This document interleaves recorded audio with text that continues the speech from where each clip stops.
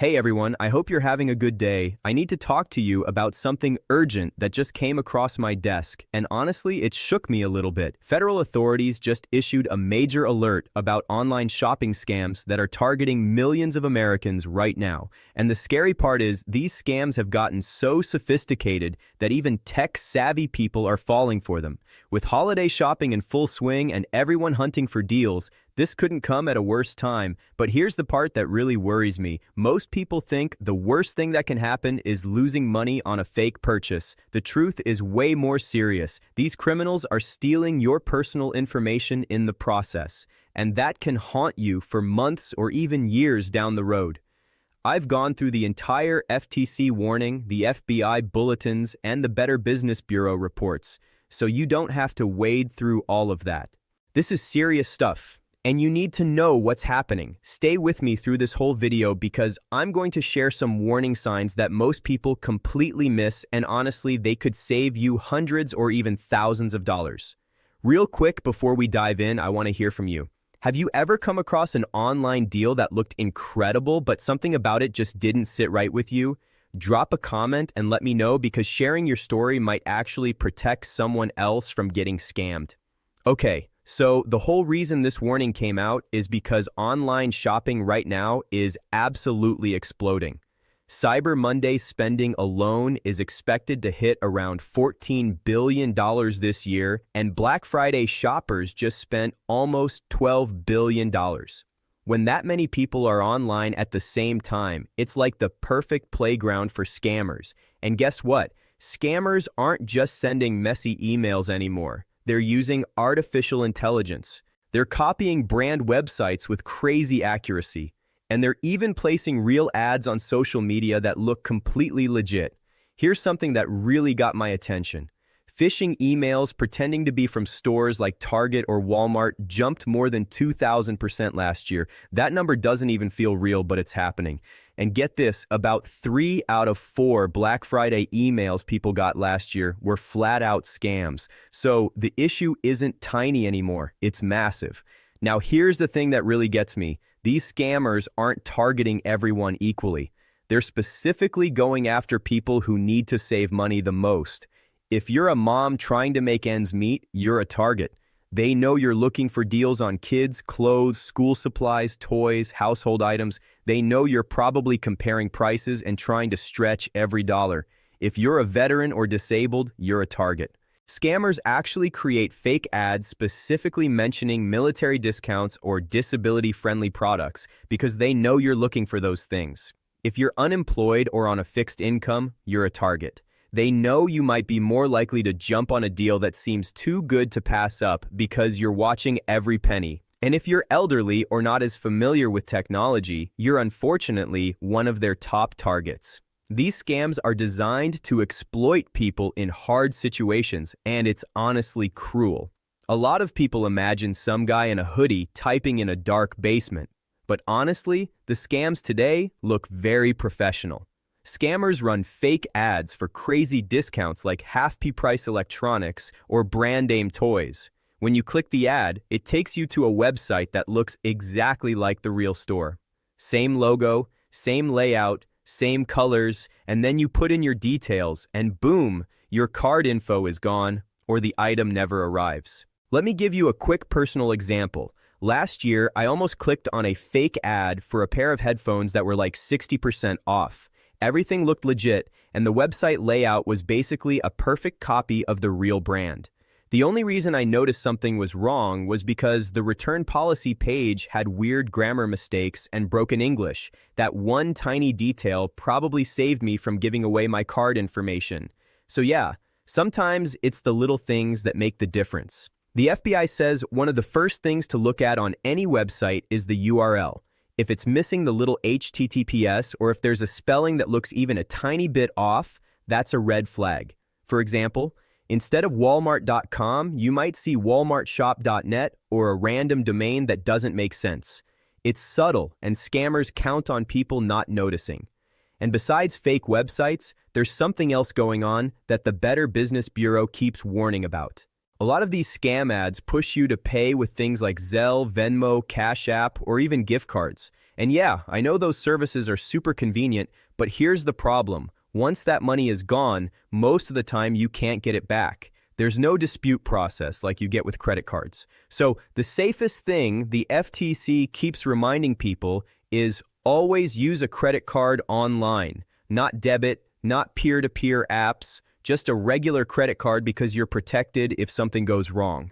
Now, let's talk about something a lot of people don't think about, which is the personal info these scam sites are stealing.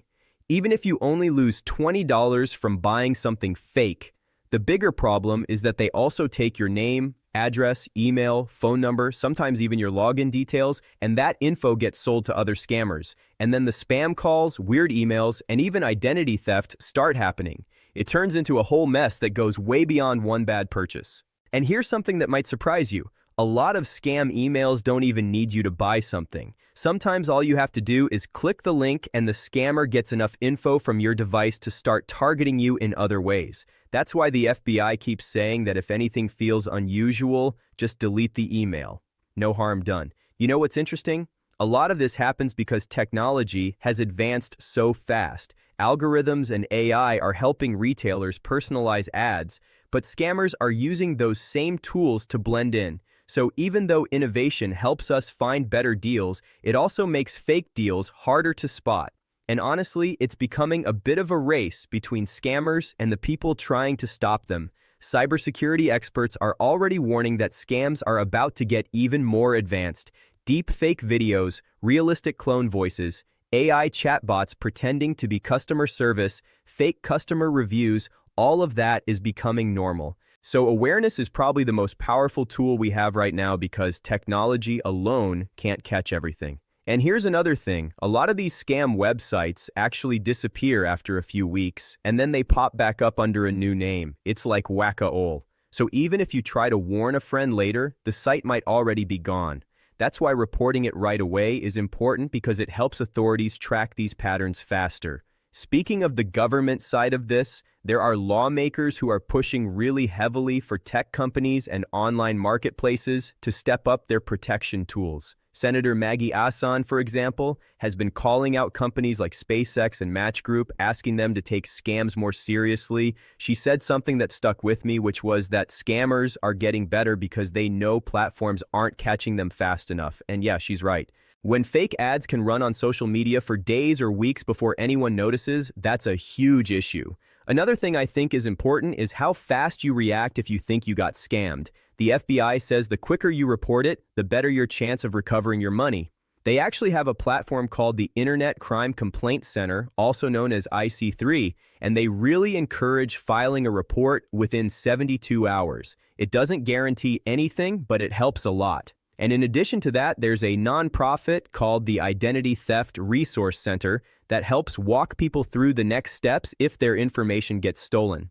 The FTC also has a website called reportfraud.ftc.gov where you can file a complaint. Even if you didn't lose money, reporting the attempt helps them spot trends and send alerts to other shoppers. It's one of the better tools we have right now. If you paid with a credit card, contact your card company immediately and dispute the charge. Credit cards have fraud protection, and you're usually not responsible for unauthorized charges. Now, let's talk about the small habits you can use to avoid scams. One habit is to never click on ads from social media. Instead, type the store name directly into your browser. Another habit is to check reviews, but not just the star rating. Look for long, detailed reviews from verified buyers. And of course, make sure the payment methods are normal, like Visa, MasterCard, PayPal, those kinds of things. And also, it helps to slow down when you see something that looks like an amazing deal. Scammers rely on urgency, like countdown timers, limited stock pop-ups, or messages saying only 2 left. When something tries too hard to rush you, that's usually a bad sign. On top of that, if a seller claims they're out of the country or traveling for business and can't ship right away, that's another red flag. The FBI mentioned that a lot in their warning. Legit sellers will rarely need to explain their location or come up with excuses. And hey, if you want something super simple to remember, here it is.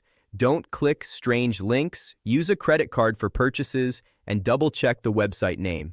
Those 3 things alone protect you from most scams today. Now, I want to talk about why all this matters. Even if you don't shop online very much, even if you only buy one or two things a year, your family members might shop more often. Maybe your kids or grandkids rely on online shopping. These scams affect households, not just individuals. When someone in the family gets hit with identity theft, everyone ends up dealing with the fallout. So, what does this mean for you? Well, honestly, it just means staying aware, staying calm, and making smart choices. You don't need to be paranoid. You just need to be mindful. If something feels slightly off, step back for a second and double check. Listen, I know times are tough for a lot of people right now. I know you're looking for ways to save money and stretch your budget. I know these deals can be really tempting when you're trying to make ends meet, but please be careful. These scammers are counting on good people in hard situations to let their guard down. Don't give them that opportunity. If this helped you today, hit that subscribe button and share this with someone who might be shopping online this week. And check out my other videos where I cover legitimate ways to save money, real government assistance programs, and actual resources that can help you and your family. Remember, if you've been scammed, it's not your fault. These are sophisticated criminals who do this for a living. But now you know what to watch for, and you can protect yourself going forward. Stay safe out there, and I'll see you in the next video.